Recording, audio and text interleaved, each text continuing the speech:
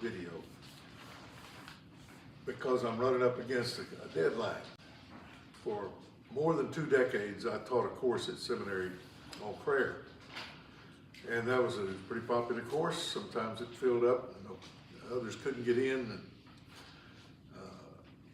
when I retired in 07, I kept teaching it as an adjunct professor.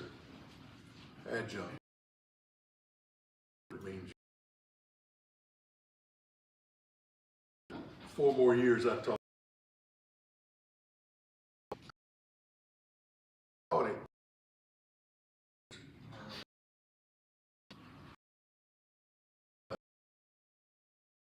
Called me because I retired. He said, well, I need you back to teach us. I said, I can't. I'm too busy to be in class every week.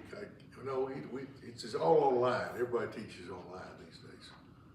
So you don't have to go to class. You just have to have a computer. 8 weeks, starting next Monday, this coming Monday. 8 weeks, twice a week. They log on.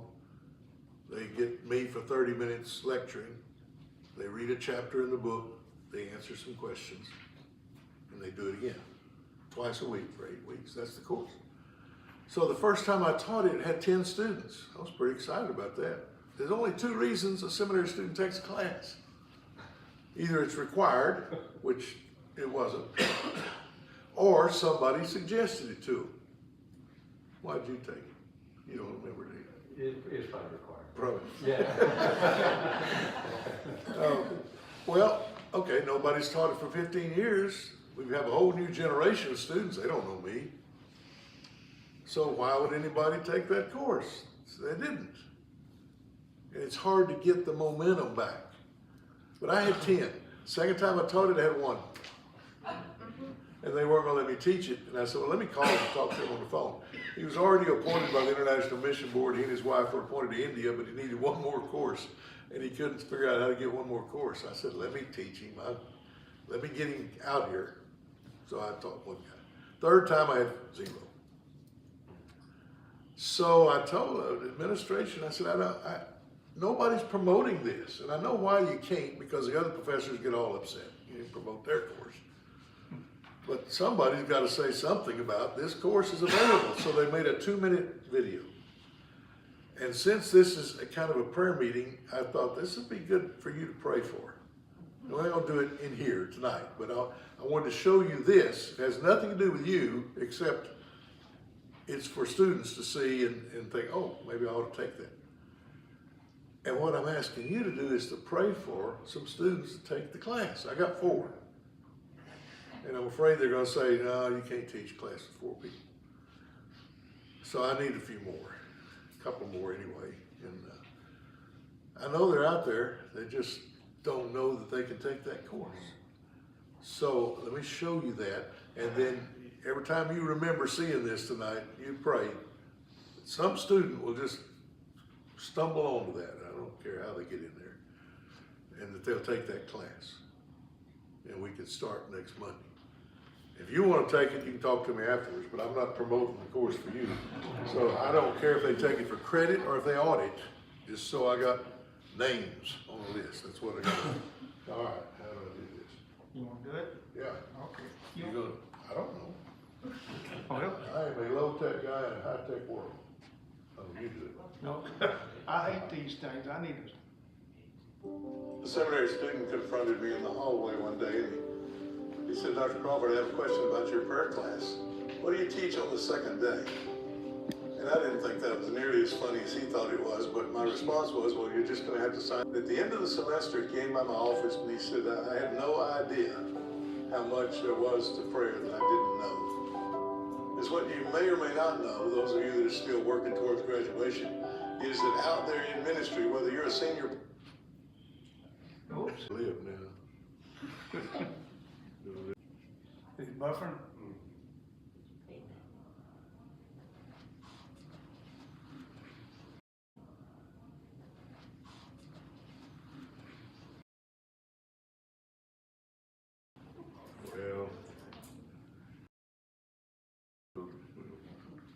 tell you what I said. Students, I said, here's what you don't know, that when you graduate and get out there in your place of ministry, whether you're a pastor or staff member or a missionary or a campus minister or a counselor, whatever you're doing, there will be what in the, how did I get here? What's God doing with me here? As you lean back on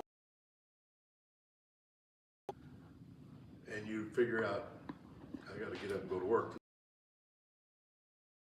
So, to the vice president, you have the opportunity to take this, and then I come back, ask you a question.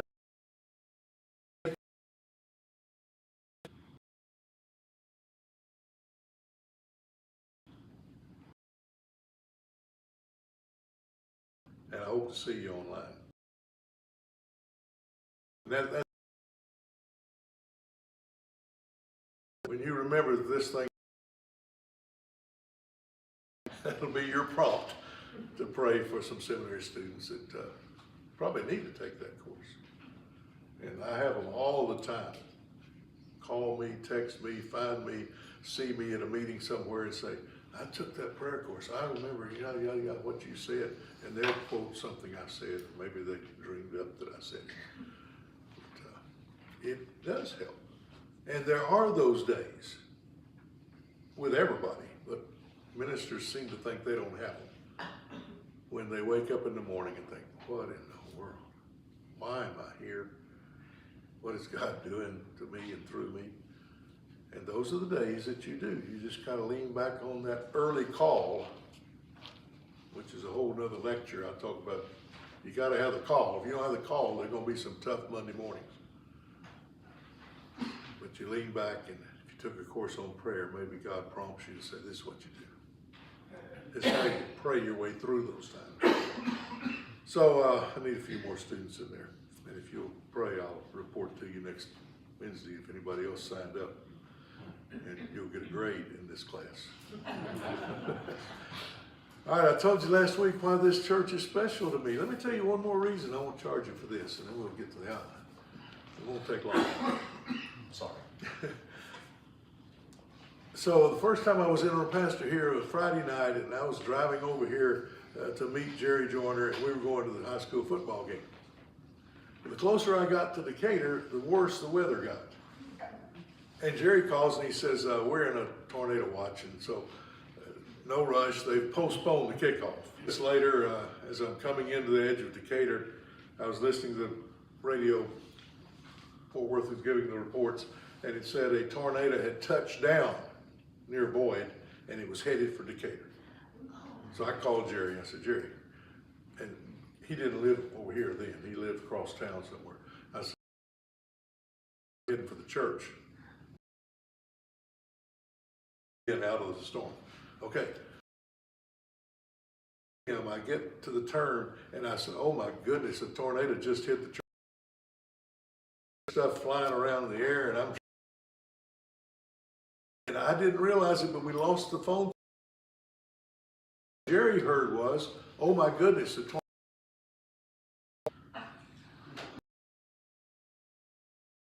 Puts on and try and talk his wife into letting him out. See what's wrong, and all the time I'm pulling into the church under the, I don't know where I am, back over here, the carport thing covering by the gym, and by the time I got out there, 4 or 5 other cars under there with me, and I said, I'm interim pastor here, folks, I got a key, let's get inside where it's safe. So I let them in. I don't know if they're Baptist or atheist, we just all came inside. And you know, the tornado did hit the Church of Christ. Some of you remember that. And it took the steeple off the worship center here and put it out in the lot where the children's building is now. And I think that pretty much blew through town. And I don't think I went to a game that night. I think they must have postponed the game till Saturday or something. 30 interim pastorates. That's the only tornado story I've got. So this is special for me. And it's good to be back. Let me get on the outline. And I'm not gonna finish this outline tonight. It's way too long. So don't worry if you start thinking, he's not gonna finish. You're right. Not gonna finish. But I want to talk to you about relationship, God's relationships. Or the new word for relationships, connectivity. You know, I like computer techs, except when they talk in tongues, computer tongues. And something had happened to my computer in my office at seminary a few years ago when I still had an office. And I called the tech people. And this student comes in, he says, "So how's your connectivity?" To my knowledge, I had never heard that word before that time. And I thought of several cute answers I could have given. I'm glad I didn't give any of them. Because in just a few seconds, he pushed a button or two and got it going. And when he left, I Googled connectivity. I don't hear that word again and not know what he's talking about. There are a lot of very complicated definitions. And I was really getting more confused by the minute until I came across this one that says connectivity is the act of being connected. Now we're getting to my level. Connectivity is the act of being connected. Or we call that relationships. So whether you want to call it God's connectivity or God's relationships, that's what we're talking about. And we go to Romans chapter 12. I love Romans 12. Romans 12, verse 1.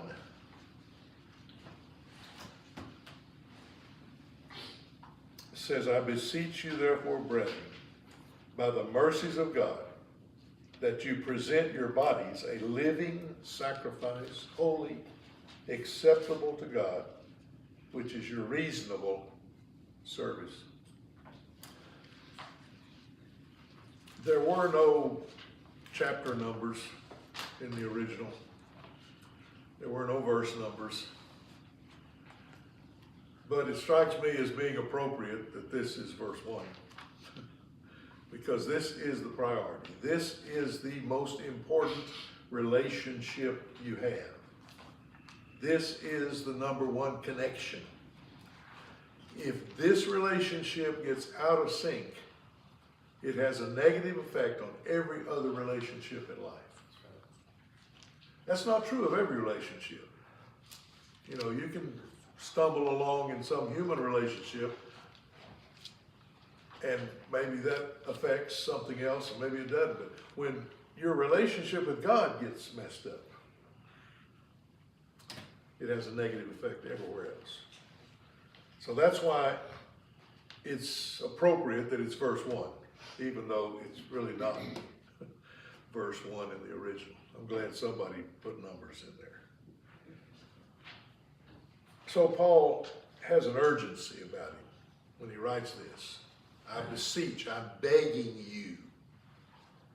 Literally by the wailing compassion of God, he says, "I am begging you to understand this important relationship with God." And the reason he's begging is that Paul wrote, everything Paul wrote, every letter he wrote in the New Testament, he believes that Jesus is coming back in his lifetime. So, there's an urgency. I need